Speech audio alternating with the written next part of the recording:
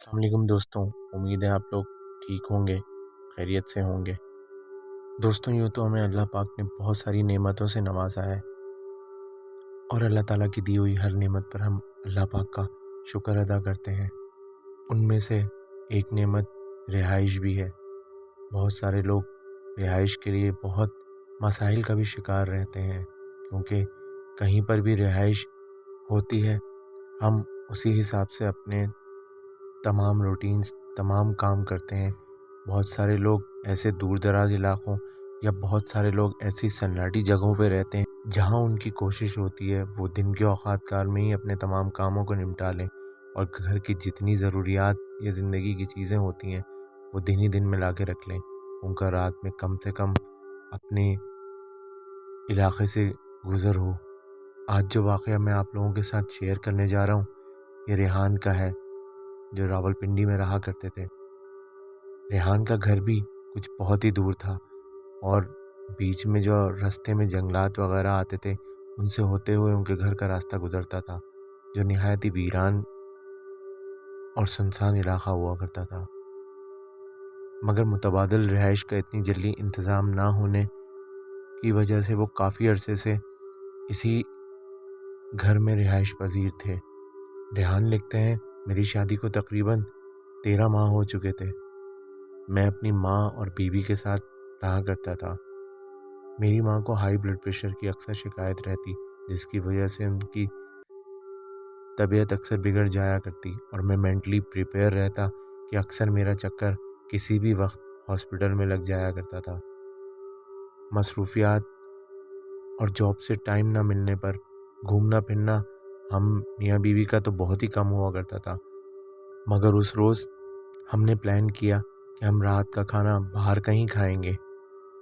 मैंने अपनी माँ को बहुत राज़ी किया, मगर उन्होंने मना कर दिया और तबीयत नासाज होने का कहकर कि आप लोग जाओ और जितना भी जो भी एंजॉय करना है आप आराम से करके आओ, मैं यहीं घर में ही आराम करूँगी, आप लोग बेफिक्र होके जाओ। माँ के इंसिस्ट करने पर मैंने रज़ामंदी ज़ाहिर कर दी और मैं और मेरी बीवी सोनिया, हम दोनों शाम में आउटिंग पर निकल गए। आउटिंग पर हम कुछ जगहों पर घूमकर रात के खाना खाने का फ़ैसला हमने किया और हम एक रेस्टोरेंट में चले गए और वहाँ पर रात का डिनर किया। घूमने घामने और खाना वगैरह खाने में हमें काफ़ी देर हो गई थी और रात 12 से ऊपर का टाइम हो गया था। हमने जल्दी जल्दी घर लौटने का फ़ैसला किया। रात में हम उसी वीरान और सुनसान जंगल से गुज़रते हुए जल्दी से अपने घर की तरफ पहुँचे। ये जंगल हमारे घर के बिल्कुल ही बहुत करीब था। वापसी पर थोड़ा खाना हमने अपनी माँ के लिए पैक करा लिया था।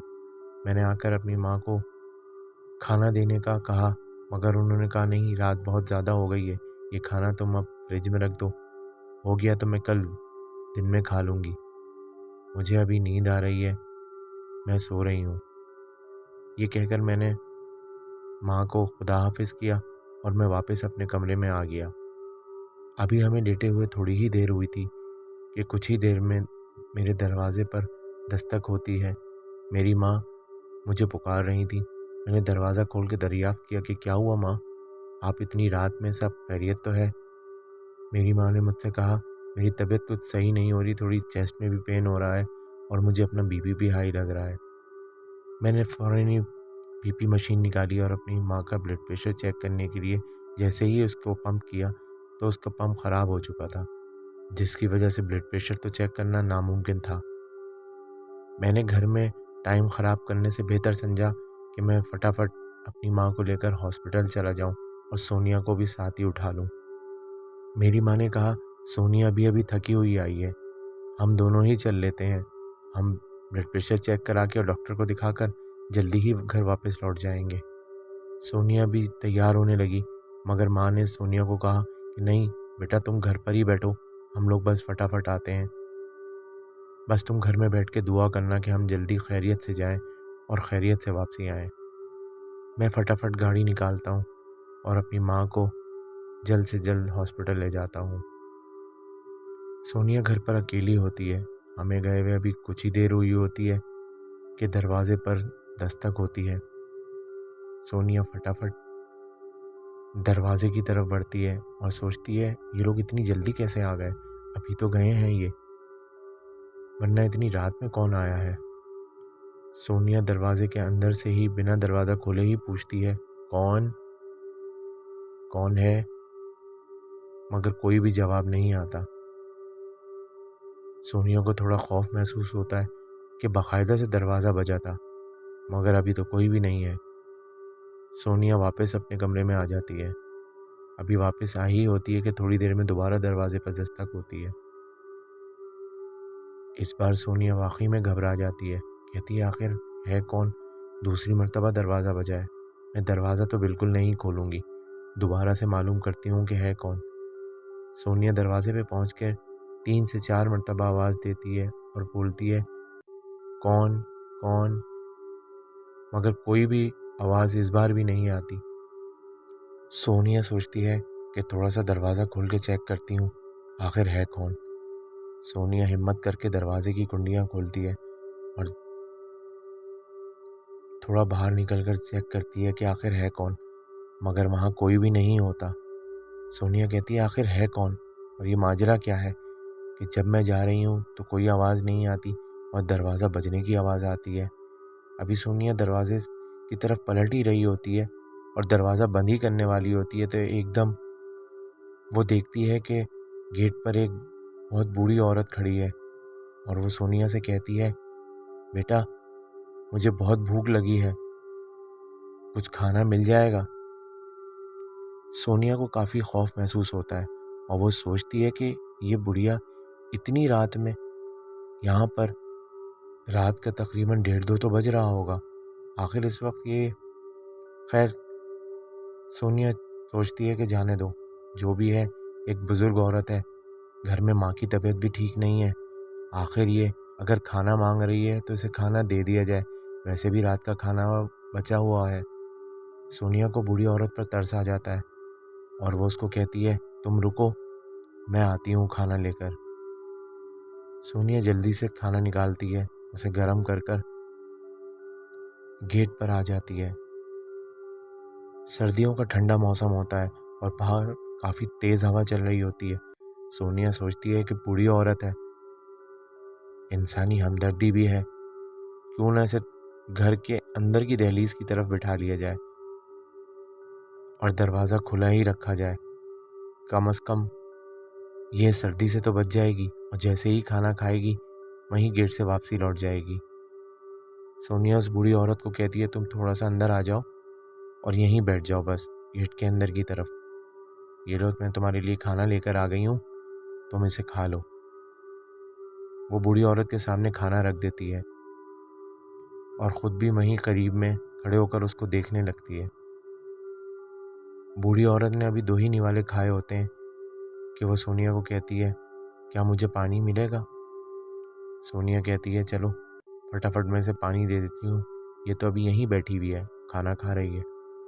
सोनिया जल्द से जल्दी किचन की तरफ जाती है। जैसे ही वो किचन की तरफ दरवाजे से दाखिल होती है तो देखकर हैरान रह जाती है और बहुत डर जाती है कि वो औरत जिसे वो गेट पर छोड़ के आई थी वो फ्रिज के पास खड़ी हुई है और देखकर सोनिया को मुस्कुरा रही है। बूढ़ी औरत की शक्ल निहायत ही खौफनाक लग रही है क्योंकि गेट की तरफ थोड़ा अंधेरा था।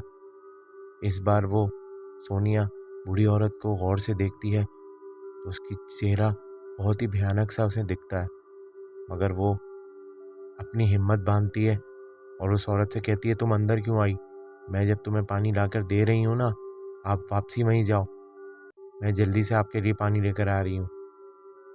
सोनिया जैसे ही उस औरत को ये कहती है वो औरत फ़ौरन ही वहाँ से गायब हो जाती है। ये सब देखकर तो सोनिया के जैसे पाँव तले ज़मीन निकल गई। वो सोचती है आखिर ये हुआ क्या है, ये औरत अभी तो मेरे सामने खड़ी थी, आखिर ये गई कहाँ। सोनिया बहुत डर जाती है, खौफ में आ जाती है और दिल ही दिल दुआएं शुरू कर देती है। सोनिया घबराहट में पूरे घर में दौड़ने लगती है और देखने लगती है कि आखिर वो औरत गई कहाँ। कि अचानक सोनिया जैसे ही देख रही होती है ड्राइंग रूम की तरफ, अचानक वो औरत सामने से नमूदार हो जाती है। उसकी चेहरा निहायत ही खौफनाक हो जाता है, बहुत ही डरावना। सोनिया डर और खौफ के आलम में अपने शौहर को फ़ोन लगाती है, मगर वो फ़ोन नहीं उठाता। सोनिया पूरे घर में दौड़ती जा रही होती है और वो औरत इशारा करती है सोनिया को, जो अब सोफे पर बैठी होती है, और मुस्कुराकर अपनी तरफ आने का इशारा करती है। सोनिया ये सब देखकर अब मेन दरवाजे की तरफ दौड़ लगा देती है। अचानक वो देखती है कि उसका शौहर और उसकी माँ वापस आ रहे होते हैं और बिल्कुल गेट पे पहुंच रहे होते हैं। सोनिया जैसे ही उन्हें देखती है तो घबराकर वहीं बेहोश हो जाती है। जैसे ही सोनिया होश में आती है, वो अपने शौहर को पूरे वाक़े से आगाह करती है और अपने शौहर से कहती है कि आप चाहे कुछ भी करें, इस घर में हमें अब नहीं रहना, एक लम्हा भी ना नहीं रहना।